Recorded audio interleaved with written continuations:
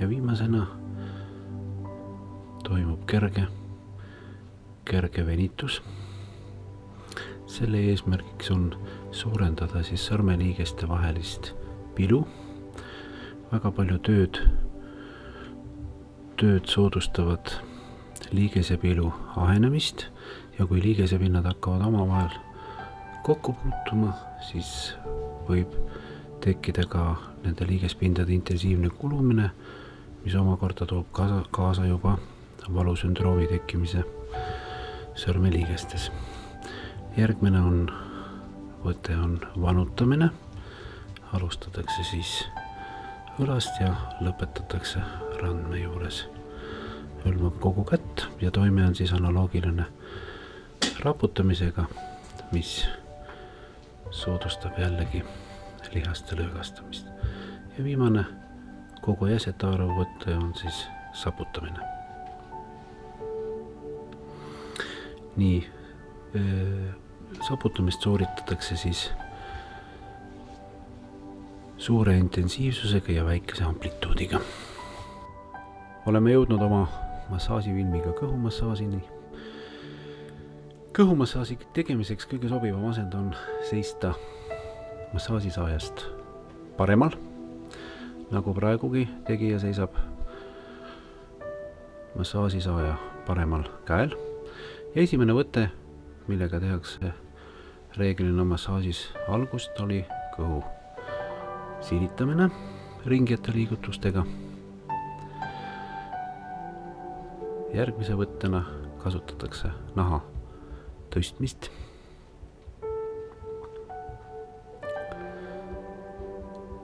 Selle võtte eesmärgiks on naha elastsuse säilitamine, et naha kõhunahas paiknevad kollageenkihud ei kaotaks oma venivusastet.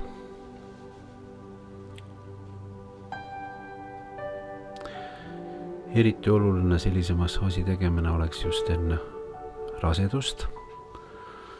Aitaks kindlasti vähendada raseduse käigus tekkivaid rasedusarme. Järgmisena on massöör jõudnud lihasteni. Praegu nähtav võte on mõeldud siis kõhu sirglihase nihutamiseks. Nihutamise käigus toimub siis kõhu sirglihase väljavenitamine ühes ja teises suunas. Ühelt poolt lükatakse käepäkaga ja tagasi minnes tõmmatakse sõrmedega, nii et sõrmed haakuvad kõhu sirglihase serva taha.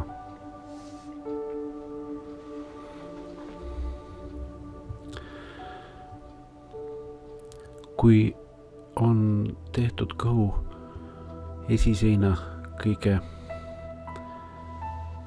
tugevamate lihaste selline venitus, on paras aeg alustada käärsoole massaažiga, mis siis toob kaasa seedetrakti tegevuse intensiivistumise ja eriti oluline on see massaaž nende puhul, kes peavad mingil põhjusel pikemat aega lamama ja puudub selline looduslik kõhuõõneelundite omavaheline massaaž.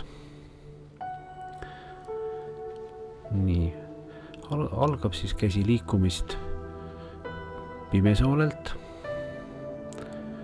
suundub kõigepealt ülesse, teeb kaare, roidekaare all, jälgib täpselt käärsoole liikumise suunda, suundub vastasküljel alla ja teeb väikese peatuse seal, kus käärsool läheb üle sigmasooleks.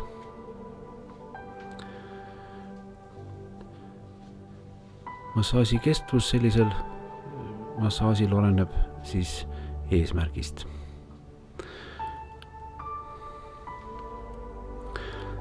Nii, ja järgmisena on massöör käsile võtnud kõhuristi ja põikilihased.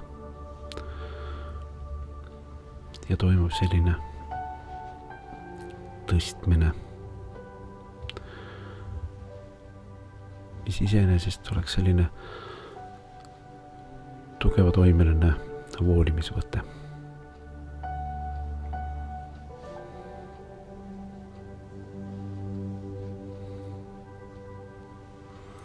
Ja lõpeb kõhumassaaž uuesti silitamisega.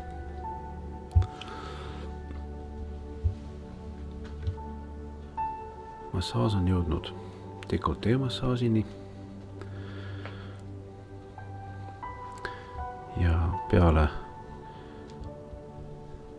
silitusi, nagu praegu on kaadritelt näha, toimub siis rinnalihase massaaž. Masseerida saab siis seda osa rinnalihasest, mis ulatub rinnanäärmete alt välja. Rinnanäärmeid ei masseerita.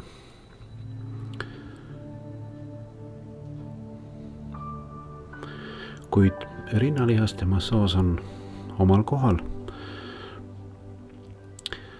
Juba ainuüksi sellepärast, et kui inimene töötab sellisel tööl, kus on tegemist istuva asendiga, siis istudes ei ole koormatud mitte ainult õlavõõtme piirkonna lihased, vaid ka rinnalihased, mis aitavad säilitada kehaasendit istumisel. Praegu näete siis masseeritud rinnalihaste venitamise võimalust, surutakse õlad alla ja efekti suurendamiseks on hea, kui saab kaasata ka massaažisaaja enda sinna töösse, et ta lisaks sinna ka õige hingamise. Järgmine stiili näide on kaelamassaaž selililamangus.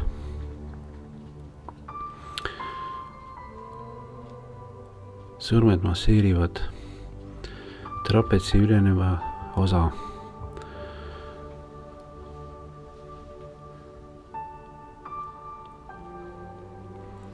nii, et sõrmede vahele jääb umbes sentimeetrine vahe, et mitte avaldada survet kaelalülide ristijätketele, ogajätketele.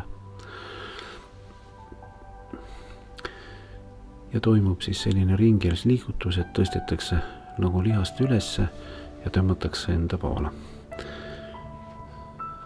Järgmiseks kasutatakse peapööraja pigistamist. Pea on viidud ühele küljele, nii et lihas oleks hästi nähtav.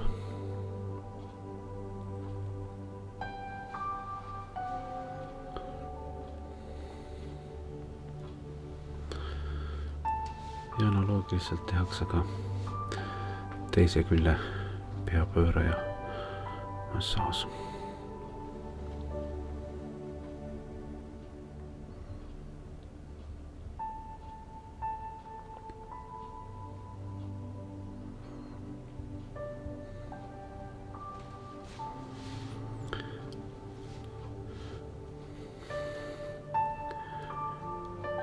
Peale peapööraja massaaži tegemist toimub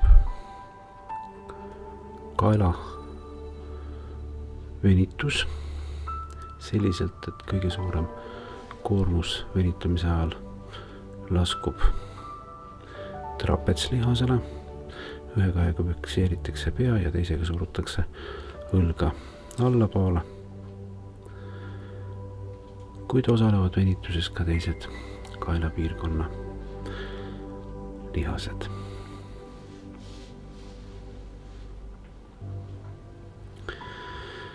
Ja tõhususe suurendamiseks venitatakse kaelaga täpselt horisontaalsuunas, kusjuures üks käsi haarab kukla servast, nii et kukla serv jääb kõige tugevama keskmise sõrme taha ja et pea ei tõuseks üles, fikseerib teine käsi teda otsmikult. Sellisel puhul toimub venitus mitte ainult kaela, vaid ka kogu lülisamba ulatuses. Ettevaatlik peab olema ka siin venituse puhul selliste klientidega, kellel on kaelaga probleeme ja kellel on ebastabiilsed kaelalülid, kellel on olnud kaelatraumad või kellel on kaelaprobleemid, millel ei ole pandud diagnoose. Sellisel puhul kaelavenitusi ei tohi teha. Peamasaasile sobivaks asendiks võib olla ka selline lamang. Eelkõige oleneb see massööri eelistustest. Praegusel juhul näeme, kuidas peamasaasi võiks teha ka selili asendis, enne kui alustatakse näomassaasi. Nagu kõhuli asendis massaaži poolt meelde on jäänud, toimub ka siin peanaha spiraalne hõõrumine selliselt, et nahk liigub sõrmeotstega kaasa. Õigest tegemisest annab pilti see, et kui massöör liigutab kätt, siis liigub ka vaba nahaosa, mis annab tunnistust, et toimub naha liigutamine. Kui selline spiraalne hõõrumine on tehtud, sobiks lõpetuseks siia ka niisugune juuste pihu sisse pigistamine, kuid tehniliselt tuleb see välja hästi ja õieti, siis ei teki tutistamist, kui seda kasutada järgmist meetodit. Vaadake kätt. Avatud käsi haarab juuksed ja surutakse juuksed pihku kinni. Selleks, et tekiks venitus, pigistab marge natukene sõrmeotsad veel peopesa sisse.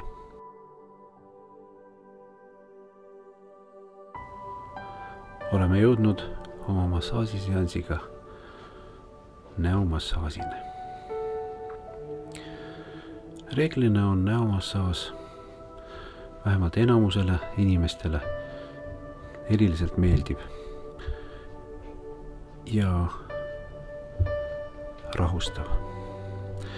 Näomassaaži suund on reeglina keskmist kõrvade suunas ja sellel on oma kindel põhjus, sest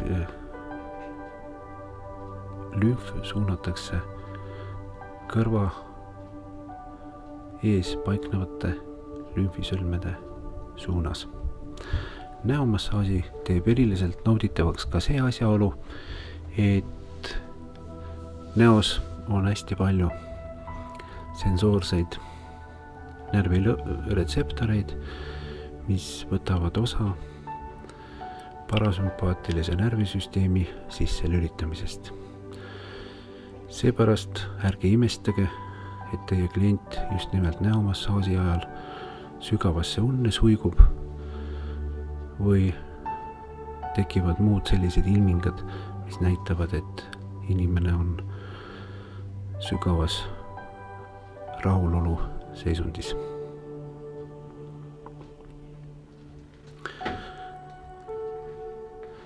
Näomassaaž võiks olla iga naisterahva arsenalis. Eriti hea oleks näomassaaži oskused ära kasutada hommikul peale ärkamist, kui päevaks kosmeetikat näole kandes järgitakse näomassaaži suundi, oleks kodust väljudes kindlasti padi päevaks koju jäetud. Selline põselihaste süvamassaaž on eriliselt efektiivne siis, kui seda teostatakse õhtul. Ka miimilised lihased on lihased ja kõik need emotsioonid, mis päeval on pannud meid miimilisi lihaseid pingutama, on kutsunud esile ühe või teise miimilise lihase lühenemine, mis kokkuvõttes annab inimese näole teatud maski kuju. Lõõgastades miimilised lihased, vabastame me inimese päeva jooksul kogutud maskist ja kui me saame inimesel maha võetud päevase maski, paraneb ka tuju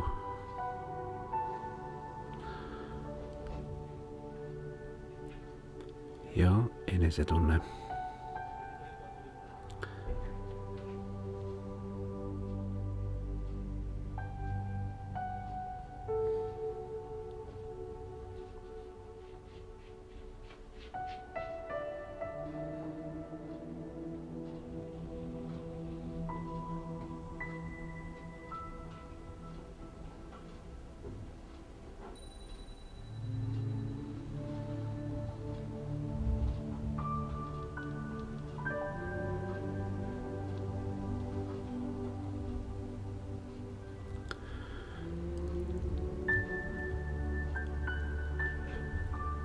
Kõrvade massaaži puhul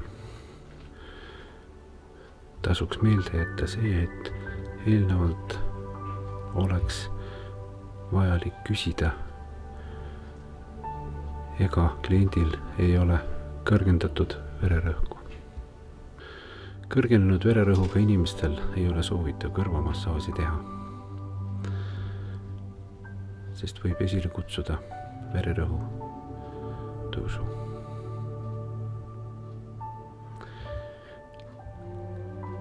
Viimasena on sobilik võte merekarbi võte, mis saadab massaažisaaja ookeani rannikule Kanaari saartele, kuid ka selle võttel on oma selline vastunäidustus, et inimesed, kes põevad klaustrofoobiat, ei oleks sellise võtte kasutamine soovitatav.